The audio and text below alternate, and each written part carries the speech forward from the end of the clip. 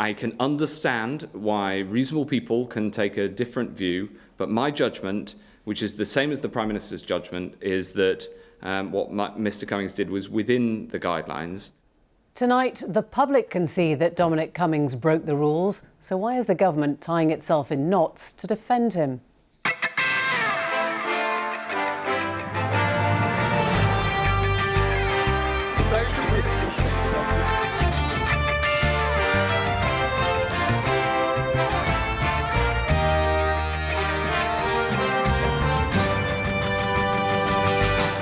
Also tonight, as suspected cases of abuse surge during lockdown, this programme learns of a severe shortage of space for those desperate to seek help. Good evening. Dominic Cummings broke the rules. The country can see that, and it shocked the government cannot. The longer ministers and Prime Minister tell us he worked within them, the more angry the response to this scandal is likely to be. He was the man, remember, who always got the public mood, who tagged the lazy label of elite on those who disagreed. He should understand that public mood now, one of fury, contempt and anguish. He made those who struggle to keep to the rules feel like fools and has allowed many more to assume they can now flout them.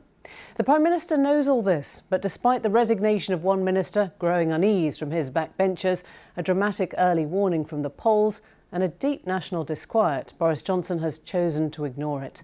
Tonight we consider what this blind loyalty tells us about the workings of Number 10. We do not expect to be joined by a government minister, but that won't stop us asking the questions. We start with Nick Watt in the mood of the party today. Nick, just talk us through what you're hearing. Well, the fears about the damage being inflicted on the government are spreading far and wide in the Conservative Party and right into the Cabinet. I understand that Cabinet ministers have raised their concerns with the Chief Whip, Mark Spencer.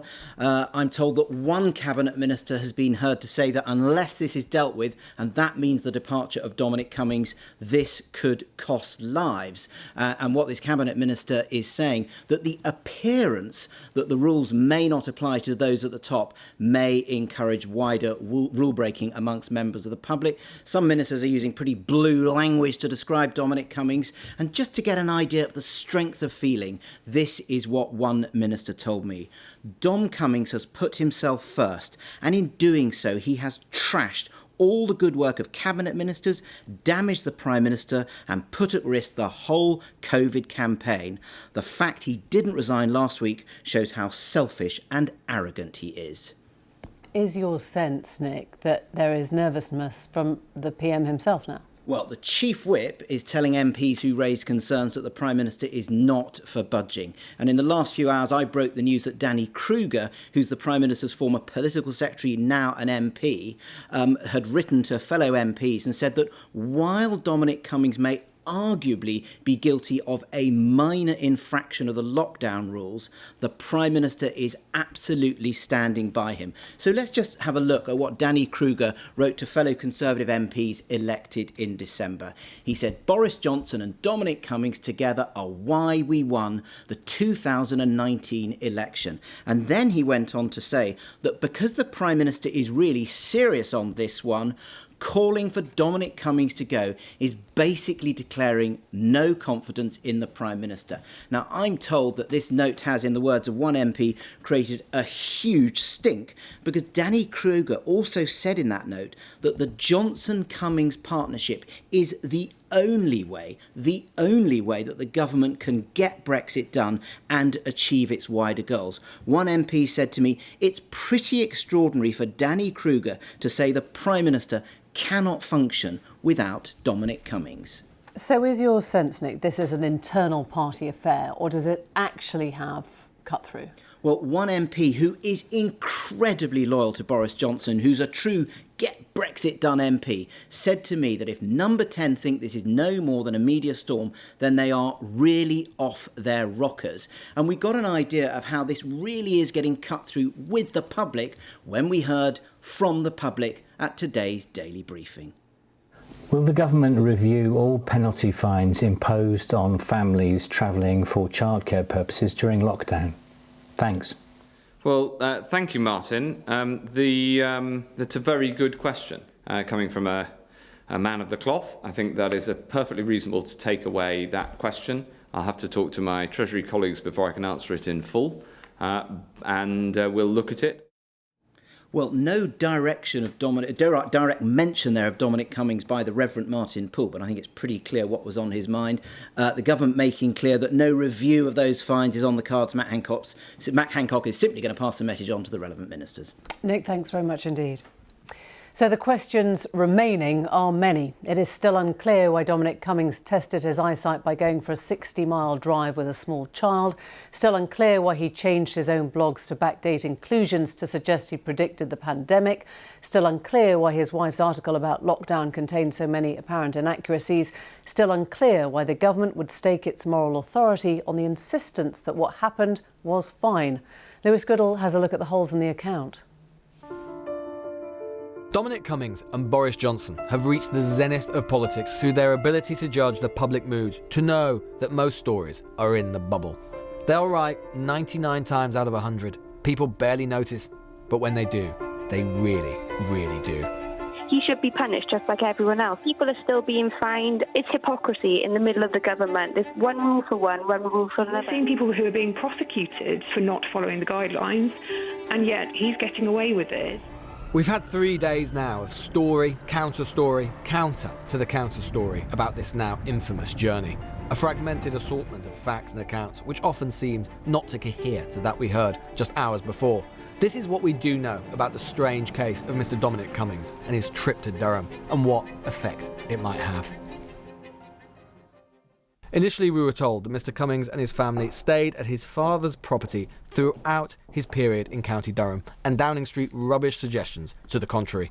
Look, the important thing is that everyone remains in the same place whilst they're locked down, which is exactly what happened in the case you're referring to with Mr. Cummings. So the Prime Minister will have known he was staying put. We now know that this is not true. We agreed that we should go for a short drive to see if I could drive safely. We drove for roughly half an hour and ended up on the outskirts of Barnard town. And yet ministers say this. My view is that what he did was within the guidelines. In fact, the guidelines on April the 12th were clear. Please stay local and use open space near to your home where possible. Don't travel unnecessarily. The cardinal guidelines of social distancing about why you could leave the house were also still in place. So the rules then are clear. He could only leave for exercise, for shopping or for emergencies. The Barnard Castle trip was none of the above. Nonetheless, ministers continue to say that the trip was within the rules. In a story though with some grey areas, this simply isn't one of them. On any measure, Dominic Cummings broke the rules when he made that Barnard Castle trip. You're supposed to be more than 2 metres apart. Mr. Cummings' defence also rests on the idea of exceptionality. There is a section of the rules which allows for some discretion for truly exceptional cases where there are safeguarding issues. It's difficult to argue, however, that this was an exceptional case. Millions of others were in the same position as he. There are also people with situations of far greater gravity. No wonder people are so angry. Not only is the actions of Dominic Cummings undermined that stay-at-home message, that the Prime Minister and the government ministers that have come out now to defend him have also undermined that message, and that now really have no authority to ask people to stay at home or maintain social distancing measures when they're endorsing what Dominic Cummings has done. And if you think about it even for a little bit, it quickly becomes clear how that exceptionality couldn't possibly have applied to Mr. Cummings' initial decision to make the trip to County Durham. Yesterday I gave a Mr. Cummings initially said that he thought it likely that he and his wife had COVID. That's why he decided to travel. Then he said, I discussed the situation with my wife. She was ill. She might have COVID, though she did not have a cough or a fever. This is the problem. Mr. Cummings' defence is partly quite circular. On the one hand, he says that he had to go to Durham partly because of his wife's symptoms. But if she had had COVID symptoms, then she would have been forbidden from travelling, and that would have been against the rules. So then he says that in fact she didn't have COVID symptoms, and as a matter of fact, neither did he. But if that's the case, there was no need to make the trip to Durham in the first place. There was no safeguarding issue for the child. In either case, there was little exceptionality, and given that he travelled With the disease, certainly in his car, it is very bizarre for ministers to claim, as they have now started to do, that Mr Cummings acted in a way which helped suppress the virus. In the case of Dominic, what he sought to do was to ensure that he and his family were not in a position where they risked spreading the infection to others. In the meantime, many of the scientists that Mr Cummings so admires and who are advising the government about COVID are tearing their hair out. This is a health crisis that's of momentous significance for this country. To treat it as though it was a political crisis and about reputation is problematic, because if it's about reputation, then you're potentially sacrificing lives of the population to preserve the reputation of a government. And I think personally that obviously most people would, the lives of the population are more important.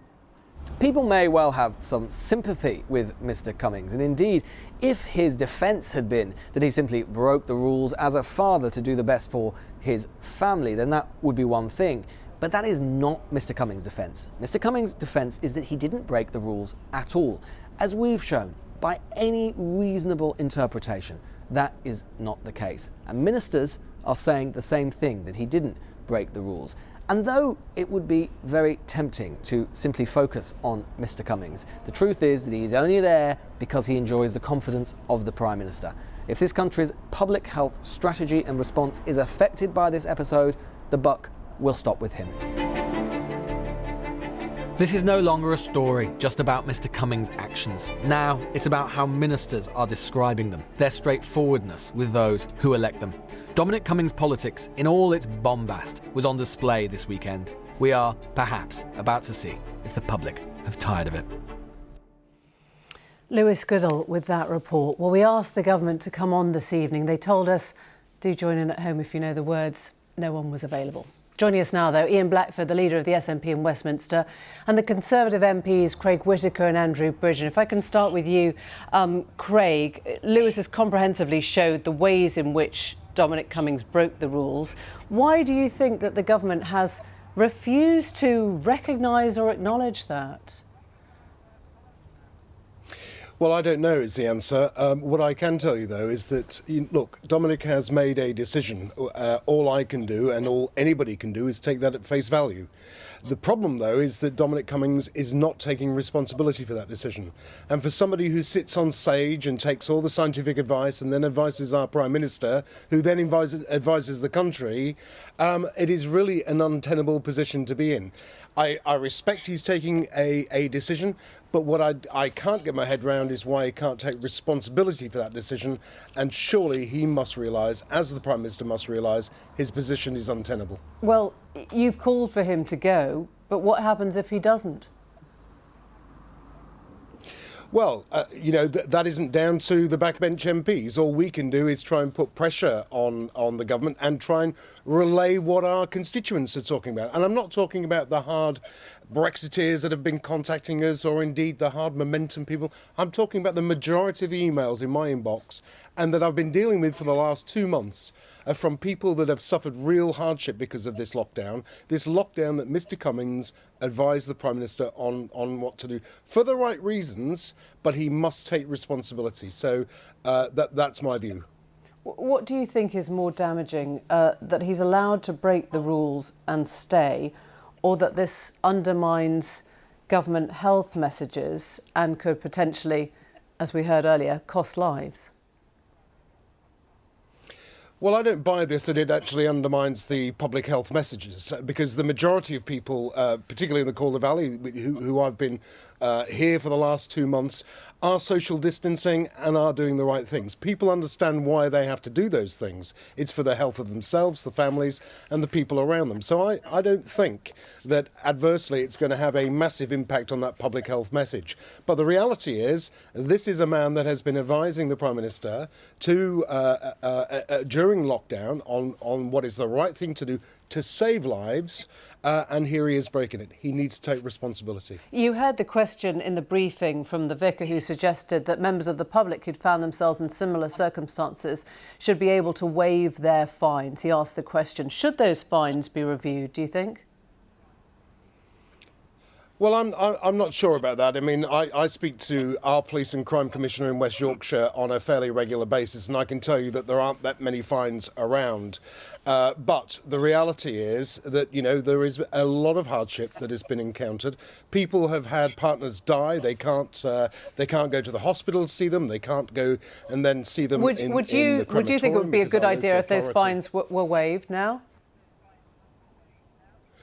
Well, that is a discussion to be had, without question. But I get from my police and crime commissioner that the fines that have been imposed are actually for blatant breaches in regards to people having parties and those type of things. So I think we'd have to be very, very careful. That may send out the wrong message.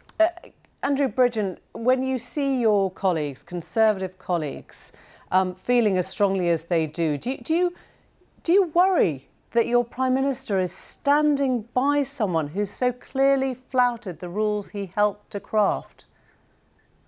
I think Dominic Cummings explained himself and his reasoning yesterday very well.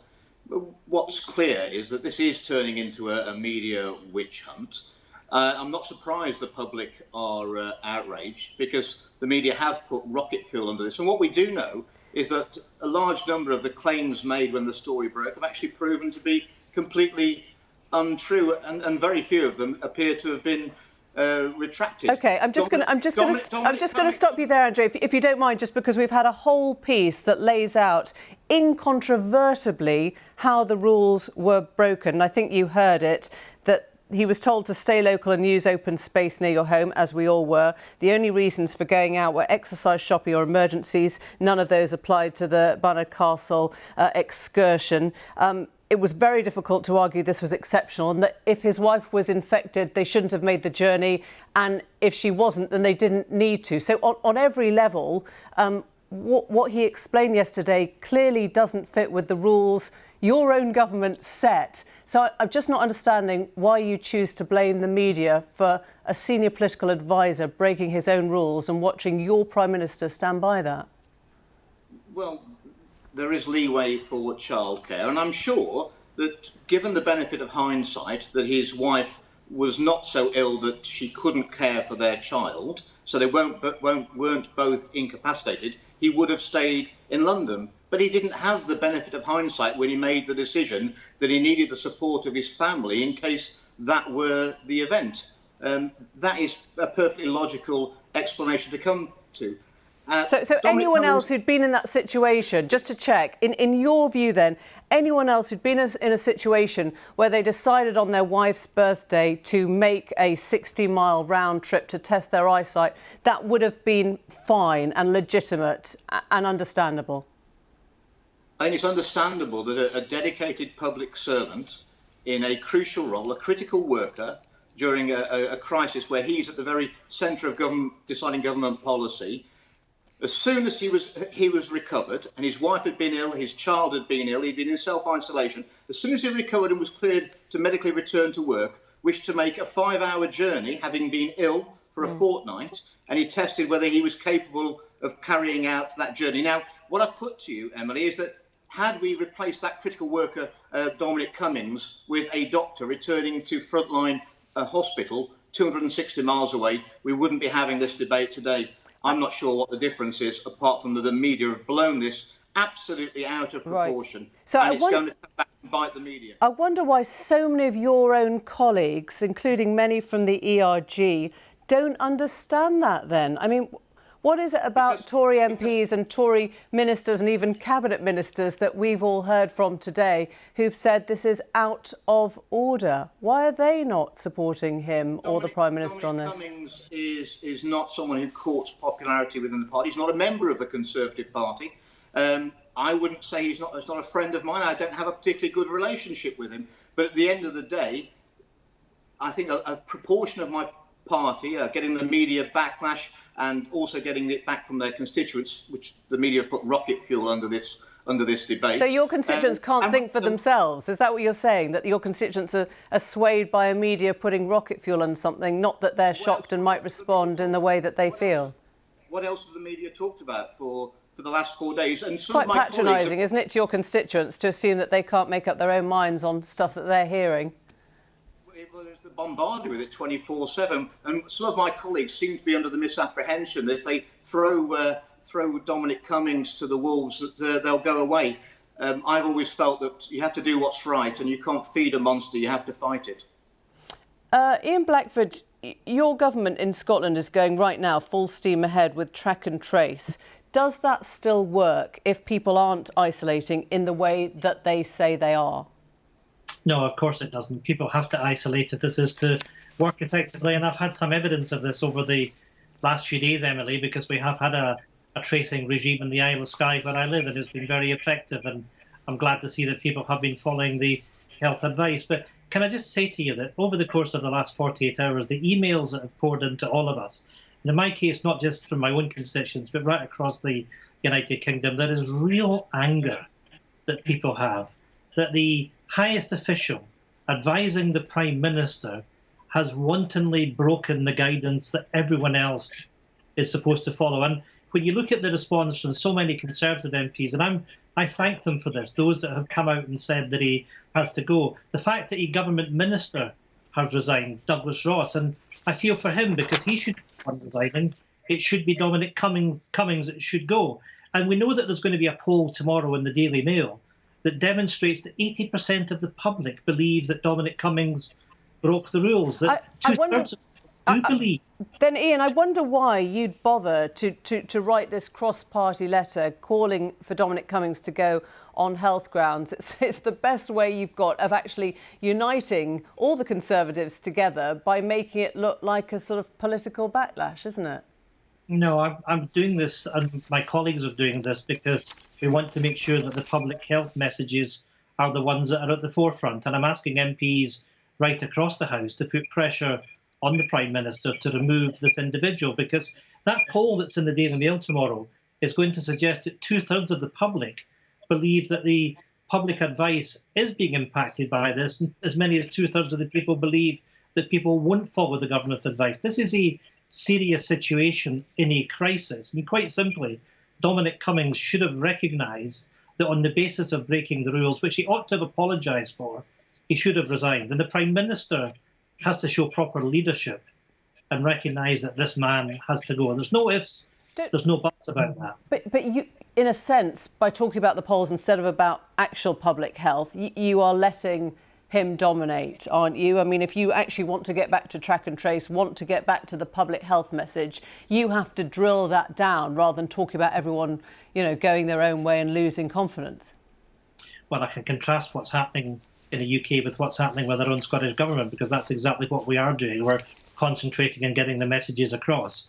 But this is, to use a good Gaelic word, this is a burach. This has become a distraction, because we cannot have a situation where the highest advisor to the Prime Minister can disregard the rules. You end up in a situation that the elite can behave one way, but the general public must behave another. And you saw that with the question from the vicar that you referred to earlier on. Right. Then we end up in the government even not knowing whether people should pay fines or not. This is a shambles, and it has to be brought to an end, and it should be brought to an end by Dominic Cummings being shown the door. Thank you all very much indeed. Thanks for joining us this evening. Appreciate it. To be told to stay at home may not be the worst hardship for many, but for those in abusive relationships or who face violence in the home, it becomes a prison. Newsnight has learned there's been a drop in the available places in refuges. Women's Aid, the charity, estimates the number of places available has halved during this lockdown. The government says it's protecting refuge services so survivors of domestic abuse can get the support they need, including a £10 million fund to ensure victims have a place to go. Anna Collinson reports. Feeling trapped in our homes is pretty common right now. Cut off from the world, isolated. But people living in refuges during the coronavirus are experiencing a form of double lockdown. Most of them are women. I worry if anyone has actually been murdered, poisoned or strangled or set on fire, you know, because that's what we see. Nobody knows who's behind closed doors. During the lockdown, there's been an increase in cases of domestic violence across the globe. But campaigners are keen to stress that the coronavirus doesn't cause the abuse, but it does escalate the problem, as well as closing off escape routes for women and their children. Uprooted from their homes and in fear for their lives, those in refuges are often traumatised.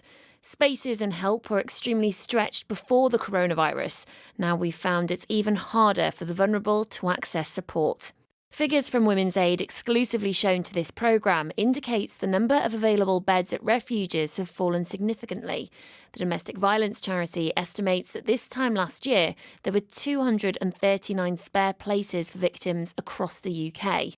During the first 7 weeks of lockdown, this dropped to 120 beds due to increased demand and issues with protective equipment and staff sickness. To the room at one time. We've been granted rare access to a refuge in northwest England, which normally prides itself on being a sociable and supportive environment. Lockdown restrictions have made that difficult. The kids normally, under normal circumstances, come in and play with each other, but because of social distancing, they can't do that, so the families are taking turns using the playroom. Amber's husband was violent and abusive. She's scared to be identified. One day she decided she couldn't take it anymore. She grabbed her little boy, a bag, and fled. I escaped a traumatic, controlling relationship where my husband was quite manipulating, and he always wanted to have an element of control in my life. You left your partner before lockdown was put in place. Would you have had the strength to leave after? I don't think I would have done it. Not at this point with the whole thing that's going on. It's only because it was before the coronavirus. That's why after, no, I wouldn't. I was really scared, yeah. I was scared about the unknown and how I would get through it. Life in a refuge is never going to be easy. How difficult is it though during lockdown? I think it becomes 10 or 20 times harder for people like us because we're already in a predicament, and we've already got a lot of issues anyway, ongoing issues in terms of like health, well-being, emotional and even financial. But I think it does make it a lot harder, especially when you've got dependents, you've got kids relying on you or other people relying on you. Disempowering the women, disempowering the staff. Staff say coronavirus restrictions brought in to stop the virus spreading have made it feel like a prison. It does feel like we've become their jailers, and we're telling them what to do, where they can go, when they can come in, when they can go out, which is against the ethos of how we work, really. The government has announced £28 million worth of funding for domestic abuse survivors. Is that money reaching the front line? No. And we need that money quick just to carry on providing the services, because, you know, it's like we've extended our helpline hours on our helpline. I've got the staff like doing overtime, you know, we're opening weekends, so we need that money quickly. We're calling this woman Jo. She'd been physically assaulted by her partner and came to the refuge before the coronavirus took hold. Her children would regularly stay with her, but since the lockdown they're not allowed, amid fears they could spread the virus amongst other residents. I think everybody's down because everybody's life is on hold. Because coming here isn't meant to be the end. It's meant to just be a stepping stone to a better life. We all just feel like we're stuck. Talk me through the moment you realised you weren't going to be able to see your children. I was devastated. You're going to make me cry now thinking about it. Because they're very young. They're everything in my life, you know. I think it's like a grief from being so involved in their lives and doing everything for them. They're just such a huge part of me. It's just so hard, you know. I'm still planning outfits for them for school and everything. It's pain. It's painful, it really is. With pressures mounting on refugees, there are fears once the lockdown is lifted, there'll be a rise in domestic abuse victims coming forward. So I think we're going to see a massive backlog of victims needing to get out after lockdown, because there'll be more opportunities for people to leave their houses, won't there, and to get help and support. There is no end in sight for all of this. I'm scared that how long will it be like this, you know? And not having the control of the situation, that is really scary.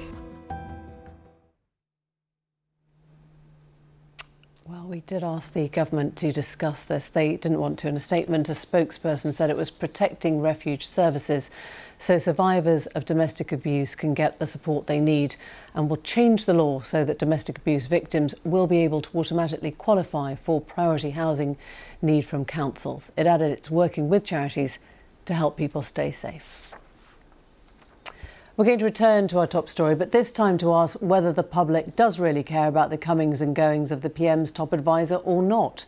In a moment, we'll speak to the LBC's Sheila Fogarty, the Spectator's the New Statesman's Harry Lambert, who's been writing about Dominic Cummings for the New Statesman, and the co-founder and director of Delta Poll UK, Joe Twyman. First, a look at the front pages as they come in, just to give us a sense of what they're telling us about the story and how it's landing. You can see a lot of our front pages are up around the screens here. The Daily Telegraph then leads on Tories revolt as voters turn on Cummings. 35 Conservative MPs, they say, call for Prime Minister's chief advisor to quit. We understand that number has risen slightly. The Times has PM suffers poll slump as Cummings revolt grows, and the NHS drug promises a big step forward in the virus fight. The Guardian has a picture of Dominic Cummings coming out of his house, rising Tory revolt over the PM's refusal to ditch Cummings, UK patients to get the drug, aiding virus recovery. But the Daily Mail doesn't lead on the Cummings story. It has over the last couple of days, but it hasn't in tomorrow's front page. Housing estates will face new local lockdowns. Schools, hospitals and even individual offices could be quarantined if the virus flares up. So a very different lead in the Times then. So let us, that's the Mail today. Let us go to Sheila, though. You host a daily listener phone-in for LBC, Sheila. Just tell us what you've been hearing today. Well, today and yesterday, actually, there is anger, but the thing that's come through much more than the anger is the genuine distress that people are feeling. And I would boil it down to people feeling had. They feel like they've been had. People who were widowed the day before they called me, people who have been separated from their disabled child for 3 months, people who haven't seen their elderly parents for 3 months, people who have barely left their house, if at all, for 3 months, and have all kinds of, quotes, extenuating circumstances that they could have said, I can't bear it anymore, I have to do this. You must let me do this just for one day. And none of them did. The level of compliance and the level, I feel, of humility that these people have shown and spoken about in the face of real pull on their instincts, whether it's as a mother or a child of elderly parents, whatever it is. We all have instincts that we want to respond to and impulses that we've wanted to respond to during this coronavirus lockdown, and they feel had. Let me ask you, Joe. I mean, I guess I would presume that the people who are calling Sheila and other shows are the ones feeling the most strongly about this issue, and those who aren't obviously aren't calling in. What are the actual numbers telling us? Yes, that's right. When you look at representative samples, the results can sometimes be very different from the people watching a TV programme or calling into a show. It's very easy when it comes to that sort of thing to confuse noise with volume. In other words, a small number of people may make a lot of noise, but it doesn't necessarily mean that they are representative of a large number of people. In this particular case, for instance, things have changed very differently, though. And we've seen over the weekend a real change in public attitudes. I imagine that before the weekend, a majority of the British people probably wouldn't even have been able to recognise Dominic Cummings walking down the street. Now, however, they say that in overwhelming numbers that he did the wrong thing. There's support for him to resign. Joe, we've lost you for a moment. We'll come back to you as soon as we get the line back.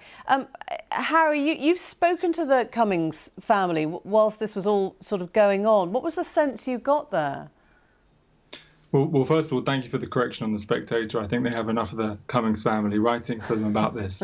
But as for Cummings' family, I think, look, they're very aggrieved because they're in a whirlwind of press here. And I think there is sympathy we can have for the parents. They find it very hard to escape the pressure they're under. But I think the point here really to make is, while the parents are frustrated with the press, this story has only been driven by the public. And in fact, this wouldn't even be a story if Dominic Cummings, had told us a lot more, a lot earlier. In fact, if the press hadn't reported on this, would we even know he'd gone to Durham? But once the crisis broke, the smart thing to do would have been to get ahead of the news, rather than leaving this as something that his family had to deal with the weekend. And even now, it's obviously very unclear whether what he has said really covers the ground here. Because some of these reasons are unbelievable. What does that tell you then? I mean, as a political strategist, if he was advising someone else, you think he would have taken a different route? I think that's the important point to remember here about Cummings, which is he has always sold himself to all of his political patrons, Boris Johnson and Michael Gove, on the idea that he is different, that the people in charge were essentially clowns, but that Cummings knew how to run the system. And Cummings knew how to have politicians come across in a way that would make them not a mockery in front of the public. You know, he thought David Cameron was a hypocrite over austerity because he, on the one hand, raised the 50p tax rate, cut the 50p tax rate, and on the other hand, you know, cut local services. He didn't want to be a hypocrite. But the whole problem with this story is that just like he felt with Cameron, there was a gilded elite at the top of the Tory party and at the top of society. This story shows that there has been, during lockdown, a gilded elite. Dominic Cummings has done one thing and the rest of us have done another. And that seems, Sheila, to tie in with what you were saying, that sense of being sort of taken for fools, for being had.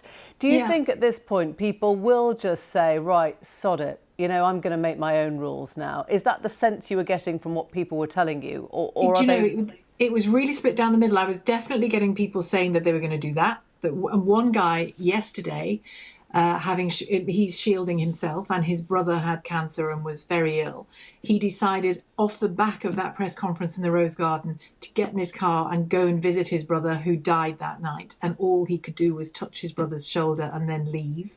Another woman was in absolute floods of tears on the phone to me, the mother of the disabled adult daughter, who was sobbing and saying, Boris Johnson, let's not forget Boris Johnson in all of this, saying Boris Johnson talked about him following his instincts.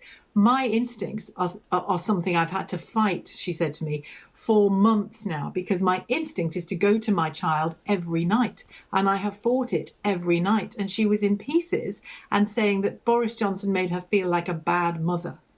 So, you know, in my conversation with her, I tried to pick up the pieces of that and make her feel better. But she will still stick to the rules. Lots of people are insisting that they are better and they will stick to the rules. So just but some won't. To go back to Joe then, and I want to bring in a comment that we heard earlier from Nick Watt at the beginning, who said somehow Dominic Cummings and Boris Johnson are sort of politically tied together, and that any sense that you got rid of Cummings would seem like a vote of no confidence in the Prime Minister. Do you think, I mean, is that the sense of how this is tied up in the sort of polling that you're seeing? Well, we don't really know yet whether this will be simply a talking point in terms of public opinion or whether it will be a turning point, because it's certainly the case that we've seen figures for the Prime Minister and for Dominic Cummings personally drop and fall, as they have for the government generally. But what we haven't seen yet is whether that will recover or whether its downward trajectory will continue. It's very rare in British politics to have proper turning points in public opinion. For every Black Wednesday back in 1992, there are a dozen or so petrol crises from 2000. And he's got 4 years, right? So I mean, in a way, what's anyone got to worry about? Exactly. It may be the calculation internally that they can front this out, if you like, and survive because they have a majority of 80 and they have 4 years until a general election. Tony Blair, back in 2000, saw his polling ratings and his government's polling ratings collapse during the petrol crisis. 9 months later, the election was held and the result was virtually unchanged. And so will this be a massive change? It could be. It has the potential, but it's too early to tell. Harry, there's a lot of people very nervous about the idea of Dominic Cummings leaving his job. And I mean nervous in the sense of within government. Is there a worry that the party is intellectually rudderless without Dominic Cummings there? I think that's a real concern, but it's also good to remember that Brexit was never a project that spelt out its aims. Some of the number 10 aides I spoke to in recent months said when they came in, they were shocked, and there was no plan. Apart from very broad strokes and actual simple slogans, usually designed by Cummings, there's never been a big book of ideas. And so once you take Cummings away, what's left? And I think one of the problems for Boris Johnson is there's no counterweight to Cummings inside number 10. Other powerful aides like Alistair Campbell, when he imploded in 2003, Blair had a number of other aides he could lean on. For Johnson, there's no one like that anymore who could step in and give some heft if Cummings goes. And Sheila, that's a real problem. Just before we go, I mean, you've seen a lot of these rows come and go. There's always an advisor in the frame at some point. How much heat do you sense in this one? I expect that in this particular instance, there's a lot of attention paid to Dominic Cummings, possibly more than has been paid to any advisor in history in public opinion terms. But even though that's the case, it doesn't necessarily mean that longer term people will continue to pay attention. Sheila, your sense? My sense is that people won't forget this quickly, and by people I mean people from all walks of life, both within my own family, where there are people who work in the public sector, the private sector, you name it, and the callers I'm getting, this is not going to die quickly, in their minds anyway. Whether it will politically, I don't know, but in their minds it won't. Thank you all very much. Thanks for joining us this evening. That is it from us tonight, but I'll be back tomorrow. Do stay safe and thanks for joining us. Good night.